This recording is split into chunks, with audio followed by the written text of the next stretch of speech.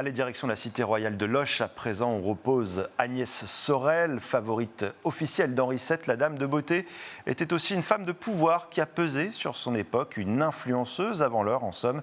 Titre de cette nouvelle exposition qui lui est consacrée. Théodore de Queyros nous fait la visite. C'est l'histoire d'une jeune Picarde âgée tout juste de 21 ans lorsqu'elle gagna le cœur du roi Charles VII. 7, c'est aussi le nombre d'années qu'il suffit à Agnès Sorel pour marquer l'histoire. Personnage contrasté, brillante à la cour, elle fut longtemps jalousée pour son statut de favorite. Agnès Sorel ne passe pas inaperçue et cela irrite. Elle était à la fois très brillante sur le plan intellectuel, sur le plan de l'esprit. C'est une femme tout à fait éblouissante pour son époque. Et donc ça crée des jalousies, ça crée des tensions.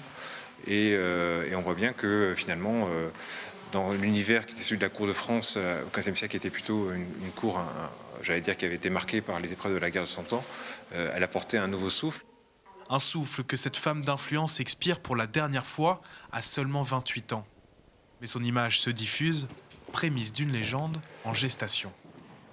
Donc nous voici dans cette salle où est présenté donc, le diptyque de Melun avec sa Vierge à l'enfant, peinte par Jean Fouquet.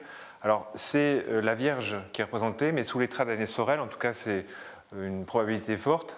Et il est tout à fait innovant pour l'époque puisqu'il présente de nouveaux atours. Donc là on a par exemple cette robe avec ce lassage singulier qu'on dit à la gourgandine qui dévoile la poitrine.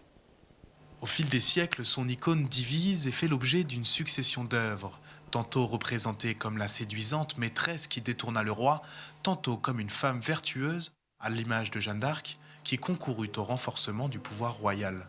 Ici, à Loches, son histoire imprègne les murs. La favorite y réside aux côtés du roi, elle qui repose toujours à quelques pas sous la voûte de la collégiale.